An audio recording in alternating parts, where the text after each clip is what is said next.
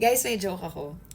Anong tawag sa tao na nai-enjoy yung pagiging single pero namimiss din magka-jowa pero hindi yung stress, yung lambing lang. So maglalambing ka ng ibang tao na hindi mo naman jowa, na trip-trip lang, tapos magugulat ka kasi na-attach na sila. Tapos parang ikaw, wait lang, ang clingy mo na, masyado ka ng obsessed, layo ka sandali hat, so mag-isolate ka, mag-self-isolate ka, mag-self-reflect ka. Isipin mo, teka lang, parang ang sama akong tao bakit ganito yung ginagawa ko?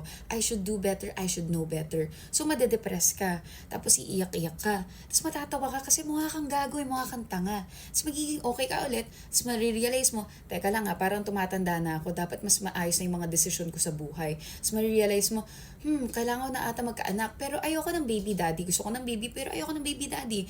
Gusto ko magpa-IVF, pero mahal, surrogate, ang mahal din. So paano ako magkaka-baby? Bluetooth?